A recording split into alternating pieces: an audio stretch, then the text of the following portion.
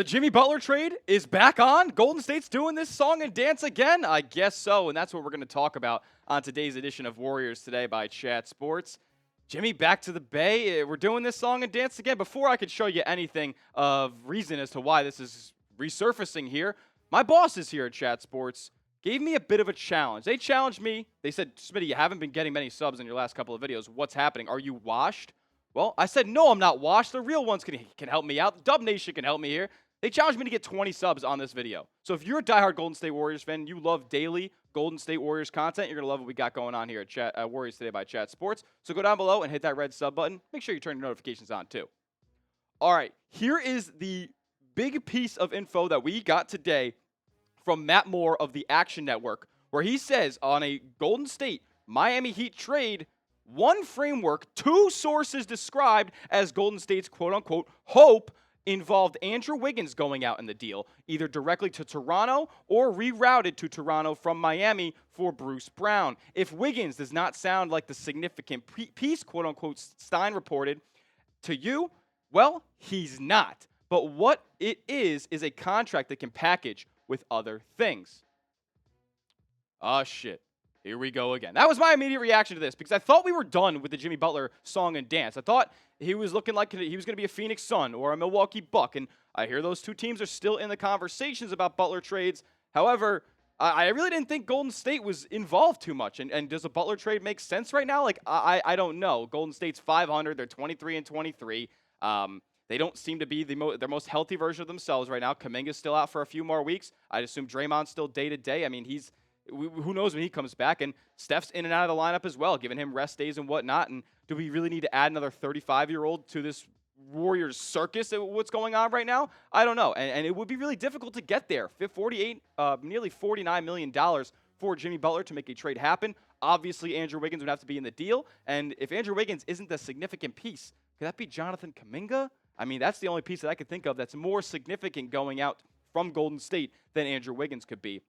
And this is kind of coming now because the Miami Heat suspended Jimmy Butler indefinitely. And what I've read is that this suspension is a minimum of 5 games, and that would push Miami past the trade deadline on February 6th. So it seems that Jimmy Butler is not going to play another game for the Miami Heat as it stands right now. They're desperately trying to trade him with a multitude of teams that have some or if any interest. And this kind of comes from yesterday's report from NBA insider Kevin O'Connor when he said sources, the Warriors are one of several teams back in the mix for Jimmy Butler now that the Heat have lowered their asking price. So Jimmy is kind of muddling everything up here and making the Heat get less for him back than they would have if they traded him, 1-2 months ago. This is a crazy situation. I'm glad I'm not a Heat fan. I'm glad I don't cover the Heat because that has to be a circus over there in Miami. And Shams Charania actually coupled with O'Connor's report yesterday when he said the Heat are in talks with both the Warriors and the Suns. So is Butler going to Phoenix? Is this a 3-team deal? Apparently, the biggest hiccup in the Suns trade pursuit of Jimmy Butler is that Bradley Beal is just basically untradeable and that he has that no trade clause and he won't go to Miami. He won't go here. He won't go there. So it's going to be very difficult for Phoenix to make a trade for Jimmy Butler. And in this whole scape of where Miami is at right now, my view of it is this. The Heat just want him gone. Like he's messing everything up. They're clearly better when he's off the floor right now because of the chemistry issues that he's causing and the morale and the constant uncomfortability that Jimmy Butler has within the Miami Heat organization and in the locker room and even on the court. They suspended him because they said they weren't going to start him against the Orlando Magic. So they clearly want to get him out there right now. So could a trade for Golden State makes sense now that they don't have to give up maybe multiple first-round picks, maybe multiple young players in this deal. Obviously, we know Wiggins is going to have to go out if this ends up happening because of the contract size of his. But is it possible at this point? And should it even happen? Let me know down in the comments section what Dub Nation has to say about Jimmy Butler. You guys have been pretty on the side of don't do it for a long time. But, hey, maybe that now that his price has come down a little bit, let me know what you guys think Golden State should do. Type T for trade, type P for pass on whether or not they should make a deal for Jimmy Butler. We're going to cover way more on Golden State trading for Jimmy Butler in just a moment. There's 3 big questions that they have to decide on when making a Jimmy Butler trade. So we'll talk about that in just a moment. But first, I got to give a major shout out to today's sponsor, and that is Prize Picks. Prize Picks is America's #1 daily fantasy sports platform with over 10 million active members, including yours truly, of course. And here's how you play. All you guys got to do is pick a lineup of 2 to 6 player stat projections and just pick more or less. You can win real money in real time watching your favorite sports. And Prize Picks is here to hook you up with an incredible deal. A free $50 in your account when you sign up using our promo code CLNS. And the deals don't stop there. Prize Picks is always trying to give you guys the easiest way to win money. Just like this one right here for the big game coming up next Sunday. Not this Sunday, next Sunday. Patrick Mahomes, more than half a passing yard. So you're given a free square right here. Pair this up with another player in the big game or a basketball pick, and you're already halfway to winning on Prize Picks. So download the Prize Picks app today. Use our promo code CLNS for $50 instantly when you place your first $5 entry. It's not just discounted stat projections like that. They got Taco Tuesday where they discount a bunch hourly. They got Flex Friday where if you miss your picks, you get it back in promo funds. There's so many ways to win on Prize Picks. So download the app today. Use that promo code CLNS. $50 instantly when you place your first $5 entry. Don't even need to win to receive the $50. It's guaranteed. Prize Picks. Run your game. All that information is clickable down in the comments section and description of today's video. What does Golden State need to decide? What must they decide when making a Jimmy Butler trade? And I think we have to start first with what would be going out in this deal. And we'll talk about maybe the draft capital later on. But first, it's the physical talent, and it's the actual assets that Miami or whatever team these players are getting routed to can use right now. Are the young talent that Golden State has on this roster right now worth keeping over Jimmy Butler? I don't know, man. I mean, the crop that Golden State has in town right now, I mean, none of these guys are 25 years old yet. And, Golden State, the front office, has put a lot of faith in these guys. They've neglected trade opportunities for Paul George and Lauri Markkanen in favor of keeping these kids. And I'm not so sure that any of them are even that good. And I'm not sure that any of them deserved to be withheld from trade talks over the summer from Golden State. Jonathan Kuminga, he's good. And I think, honestly, the only player out of those 4 that really has all-star potential, and I'm not even so sure that he has it, is Jonathan Kuminga. Podziemski, let's be honest, guys. Like, I was right about Brandon Podziemski. Right hand up, I was right about Brandon Podziemski. He stinks. Moses Moody, is he ever going to be anything more than an off-the-bench, utility guy? Probably not. I mean, he can put the ball in the basket a little bit when he gets the opportunity, but I don't think so. And TJD, they're already thinking about starting Quentin Post over him. I'm not so sure that TJD is going to be an all-star level center in this league. Could be a starter, a long-term starter for Golden State down the line, but I'm not going to say that I would keep him or any of those guys, maybe Kuminga, over trading for Jimmy Butler because, I mean, he's been one of the best players in the league for the last decade, and that last decade plus. Butler has been awesome, and I know it's not this season where he's in and out of the lineup, getting suspended here, getting suspended there, not really caring about the product in the Miami Heat basketball floor. But the past couple of seasons, he's been awesome, man. He's played nearly 60 games each time. I know that's not going to qualify you for any awards, but Jimmy Butler is a dog, and what you're getting Jimmy Butler for is to make a championship run because he rises in the postseason. And keep in mind, some of these regular season games are not included yet. This is a little bit of an older graphic, I think, before the season began, or maybe right before the right at the beginning of the season. But you could see on paper, I think that the numbers would actually look even better for Jimmy rising in the playoffs if you counted this season's games. He averages 25, 7, 6, and he shoots 34% from three-point range, and he gets a lot more up in the postseason as well. He becomes a stone-cold killer of a scorer and can take over games at any moment and can do it for long stretches as well. He willed the Miami Heat team to the NBA Finals 2 times. But the question is, if you do make a trade for Jimmy Butler and you do send away some of these young assets, does Butler give you guys a chance in the Western Conference this year? You sit at the 11th place right now, 23-23. You're about 4 to 5 games out of the 5th or 6th seed, which means you would not be playing in the play-in tournament, 7, 8, 9, 10. But if you give up that depth, and if you give up what else you need to give up for Jimmy Butler, are you going to be a contender in the Western Conference? I'm not so sure that they're going to be a favorite. Definitely not going to be a favorite by any means. But are they even able to be a top 6 seed where you don't have to worry about sudden death play-in tournament games? I'm not so sure. You guys decide for me. Be honest. Does Jimmy Butler adding into this team, got to keep in mind what's going out. Andrew Wiggins is definitely leaving. There could be more young talent on the way out as well. Does Jimmy Butler inserting himself into this Warriors team make Golden State a top 6 seed? I can't even speak right now because this trade is so absolutely ridiculous. Type Y for yes, type N for no. I'm trying to hear what Dub Nation has to say.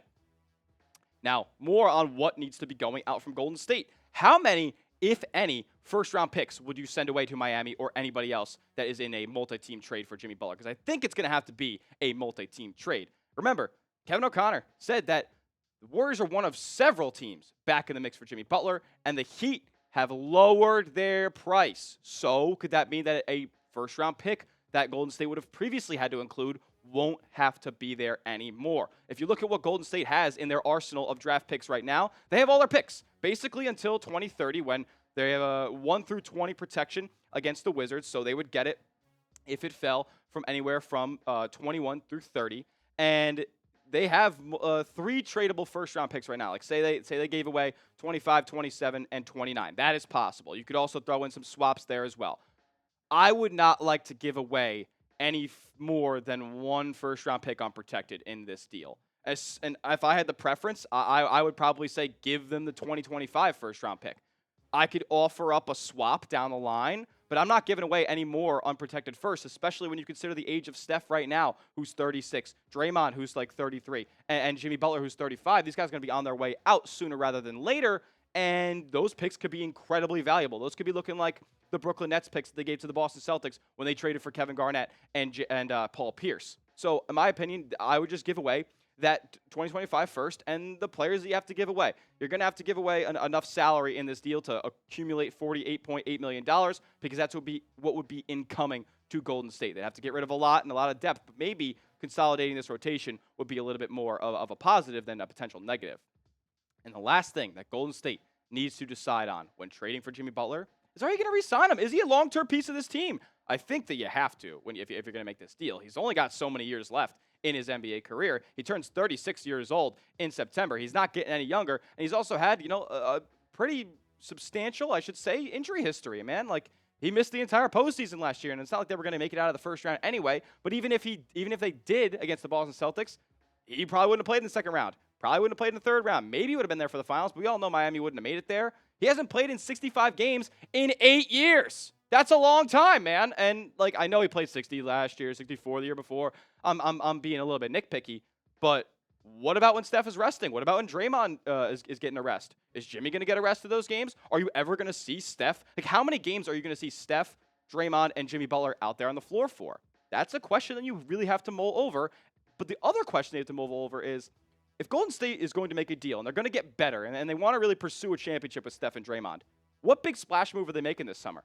I mean, are they going to sign any of these free agents? This is Hoops Hype's top 10 free agents for 2025. And I'm not going to say I agree with the order. I just took a list off the internet, guys. Don't kill me.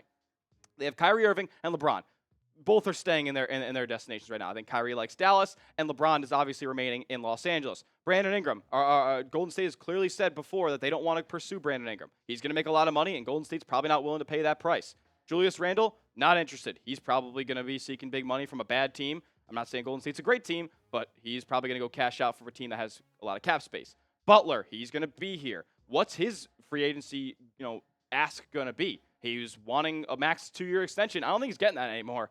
Miles Turner, not a needle mover enough for Golden State to be a championship team again. And then Jonathan Kuminga and Josh Giddey, who are restricted free agents, and both teams who house them are able to match any deal possible. And who knows, if you were to trade for Jimmy Butler, Kuminga could potentially be in that deal. And if Golden State wants to not go that route, what star's going to be available via trade? We haven't heard anything besides De'Aaron Fox. And what are you trading for De'Aaron Fox when you have Steph on the team? It makes no sense. Who's going to be out there for trade this summer? Is Giannis requesting out of Milwaukee after they get bounced in the first round? Maybe, but I think the Brooklyn Nets have way more assets that Milwaukee would be akin to rather than Golden State does, even though obviously Giannis and Steph would be an unbelievable duo. Is Durant getting traded this summer? I don't know. I don't think any of those guys are necessarily leaving their spots this summer, July. You're going to have to go make a deal now for whatever you can try to get better for next season. And if you do make the trade for Jimmy Butler, you must re-sign him in July. You're giving away too many assets. If you feel comfortable letting Jimmy Butler walk in free agency, then so be it. Maybe you should be fired, Mike Dunleavy, but I think you got to re-sign him if you're mortgaging enough of your future that you gawked over for 6-7 months over the summer and into the season. Then you gotta stand on business and make sure Jimmy Butler is a part of this team next year and probably for the year after. So I don't know. I probably wouldn't make this deal. You guys know where I stand. I want to rebuild personally because I don't think this Golden State team's going to win a championship even if they get Jimmy Butler. And we can talk about that more on Twitter. Hit me up at Smitty at CS. Trying to build a little bit more of a Warriors community over there, talking ball, live tweeting games, all that good stuff. And make sure you guys are subscribed to the channel. Like I said, my bosses challenged me to get 20 subscribers today. If we don't hit there, we might not be able to go live for the NBA trade deadline next week. So make sure you hit that sub button, lock us in as your #1 source of Warriors content. We'll see you in the next one. Let's go Dubs.